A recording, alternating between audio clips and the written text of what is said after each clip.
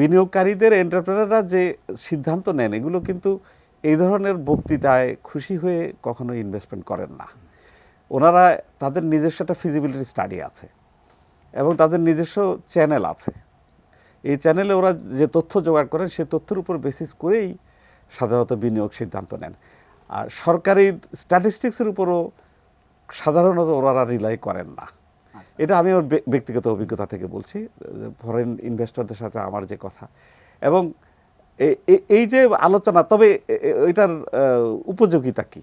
আসলে একটা media, global মিডিয়াতে যদি এটা পাবলিসিটি হয়, আজকের এই সামিটটা যদি পৃথিবীর বিভিন্ন মিডিয়াতে আসে এবং এইটা যদি অ্যাটেনশন ড্র করতে পারে অনেক ইনভেস্টরের, একটা নাম শুনলো একটা ডেস্টিনেশন আছে প্রসপেরি, সেটাই বেনিফিট। তো এখন এই যে, তবে এখানে একটু বলে রাখা ভালো, এর আগে কিন্তু অনেকগুলো সামিট আমরা দেখেছি, সিঙ্গাপুরে দেখেছি, ইংল্যান্ডে দেখেছি, ওয়াশিংটন ডিসিতে দেখেছি, শত শত কোটি টাকা খরচ হয়েছে এগুলো করতে, কিন্তু আউটপুট কিন্তু জিরো ছিল। আচ্ছা, কারণ হচ্ছে আমরা সেখানে যে বাংলাদেশের পক্ষ থেকে বলা হতো যে আপনারা আসেন আমাদের দেশে ইনভেস্ট করেন, আমাদের দেশে শ্রম খুব সস্তা। আমাদের দেশের শ্রম খুব সস্তা, এটা কিন্তু আমরা দেশ স্বাধীন হওয়ার পর থেকে মানুষকে বলছি, সারা পৃথিবীর মানুষকে বলছি।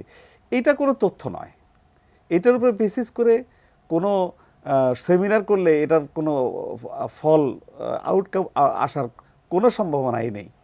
এবং সবচেয়ে আমি এই সামিটেরও দুই দিনের নিউজে দেখতে চেষ্টা করেছি যে আমরা নতুন কি বলেছি, নতুন আকৃষ্ট করার মতো কি বলেছি।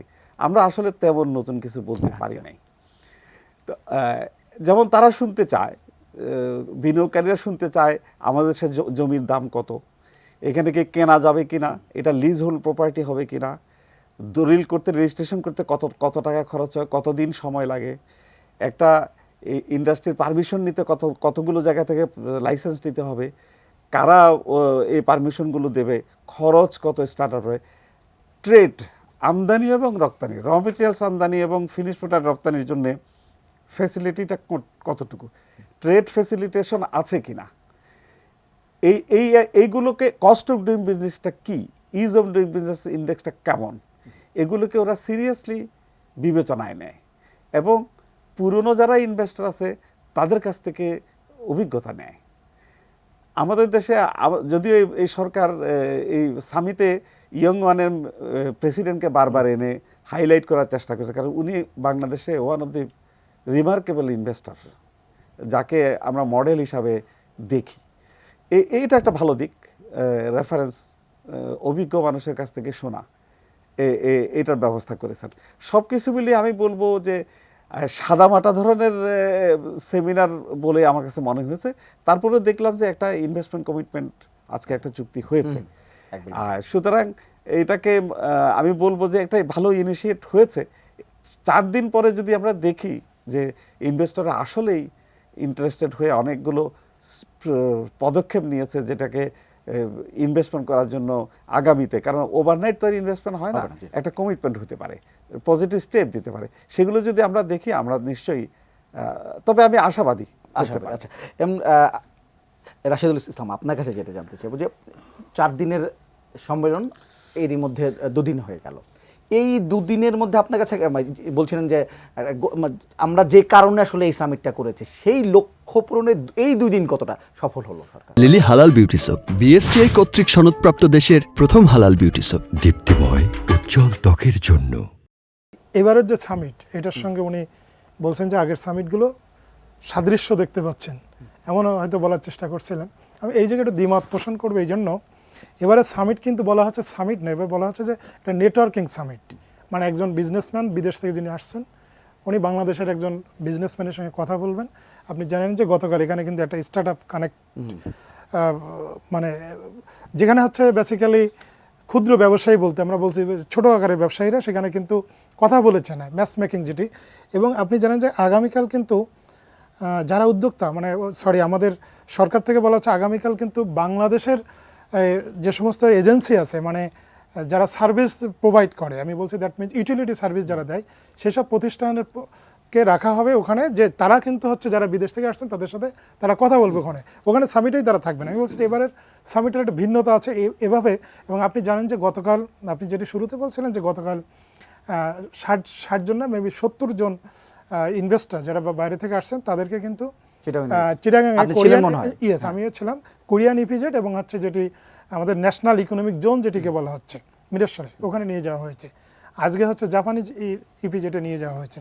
আমি বলছি এবার কিন্তু আসলে আমাদের ফিল্ডের অবস্থা কি, আসলে বাংলাদেশ বিনিয়োগ উপযোগী কিনা এবং আমরা কী কী দিতে পারবো একজন ইনভেস্টরকে, সেটা কিন্তু একেবারে মাঠ পর্যায়ে গিয়ে দেখানোর চেষ্টা হচ্ছে, যেটা আমি মনে করি এবার একটা ইতিবাচক দিক। আরেকটি বিষয় আমি বলবো যে আমরা যেমনটি দেখেছি আগে যে সমস্ত সম্মেলন বিনিয়োগ সম্মেলন হয়েছে, সিদ্দিক ভাই যেটি বলছিলেন যে দেশের বাইরে শত শত কোটি টাকা খরচ করে বিনিয়োগ সম্মেলন করা হয়েছে। ঢাকাতে যেটি হয়েছে আপনি জানেন যে 1 বছর বা 1.5 বছর আগে ঢাকাতে চীনমৈত্রী সম্মেলন কেন্দ্র একটি হয়েছিল, আমরা ওইগুলো দেখেছি কিন্তু অনেক টাকা খরচ করে একটা জৌলুসপূর্ণ সম্মেলন ছিল বিনিয়োগ সম্মেলন। কিন্তু এবারে কিন্তু খুব সাদামাটা, আসলে ওই অর্থ জৌলুস নাই। কিন্তু এখানে ইন্টারেস্টিং ব্যাপার দেখেন, এখানে বাংলাদেশের এখন যিনি অন্তর্বর্তীকালীন সরকারের প্রধান প্রফেসর ডক্টর মোহাম্মদ ইউনূস, উনি যেহেতু গ্লোবালি উনি খুবই সমাদৃত একজন মানুষ, উনি কিন্তু এবারে সম্মেলনটা নিজে কিন্তু লিড দিচ্ছেন। আপনি যদি আজকে সারাদিনের যে কর্মতৎপরতা যদি দেখেন, আজকে সারাদিন কিন্তু উনি একাধিক ইনভেস্টর ডেলিগেট টিমের সঙ্গে উনি মিটিং করেছেন এবং আমার কাছে মনে হচ্ছে এইগুলো খুব ফ্রুটফুল ছিল। এই অর্থে বলছি, আপনি যদি দেখেন যে আজকে চাইনিজ এবং কোরিয়ান ইনভেস্টরদের উনি বলেছেন যে আমি মানে উনি ব্রেকফাস্ট মিটিংয়ের ঘোষণা দিয়েছেন যে আপনারা কী কী সমস্যা ফেস করছেন এগুলো আমাকে বলুন, আমি প্রতি মাসে আপনাদের সাথে বসবো এবং জানার চেষ্টা করবো এবং এগুলোকে দ্রুত সমাধানের চেষ্টা করবো। আমি বলছি যে এই ধরনের যে সরকারের একেবারে হাই লেভেল থেকে যে এই ধরনের যে এক ধরনের অ্যাসুরেন্স দেওয়া, আশ্বাস দেওয়া যে আমরা এই প্রবলেম বাংলাদেশের নিশ্চয়ই সিদ্দিক ভাই যেটি বলছেন যে ট্রেড ফ্যাসিলিটেশন বলতে আমরা যেটি বুঝি যে আপনি যদি পোর্ট ফ্যাসিলিটির কথা বলেন বা অবকাঠামোর কথা বলেন বা ইউটিলিটি সার্ভিস, এখানে জ্বালানি থেকে শুরু করে আমাদের তো দুর্বলতা রয়েছে, এটি বাস্তবতা।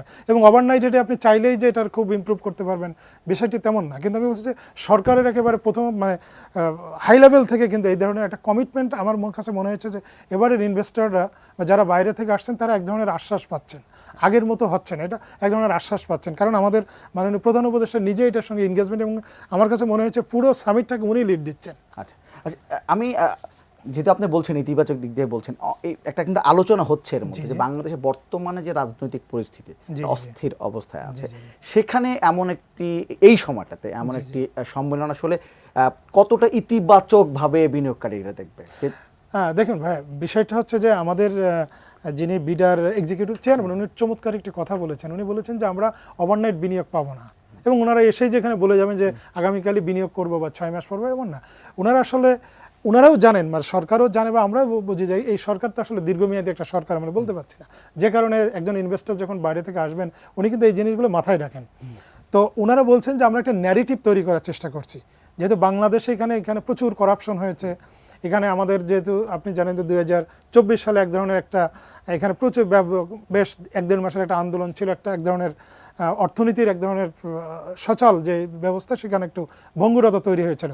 তো ওনারা একটা ধরনের ন্যারেটিভ তৈরি করার চেষ্টা করছেন যে বাংলাদেশে আপনারা নতুন একটি বাংলাদেশ হচ্ছে, এখানে আপনারা আসুন, এখানে আমরা করাপশন ছাড়াই আপনাদের হয়তো একটা ট্রেড লাইসেন্স দিতে পারবো, আপনার করাপশন ছাড়াই হয়তো আমরা একটা সার্ভিস দিতে পারবো। এই মেসেজগুলো আসলে দেওয়ার চেষ্টা করছেন ওনারা। তো এটাকে আমি বলবো যে এই সময় হয়তো সিদ্ধান্ত নেবে না, কিন্তু একটা যদি এটা ভালো একটা ভাবনা নিয়ে যদি ওনারা যেতে পারেন সেটা নিশ্চয়ই আমাদের ভবিষ্যতের জন্য ভালো হবে।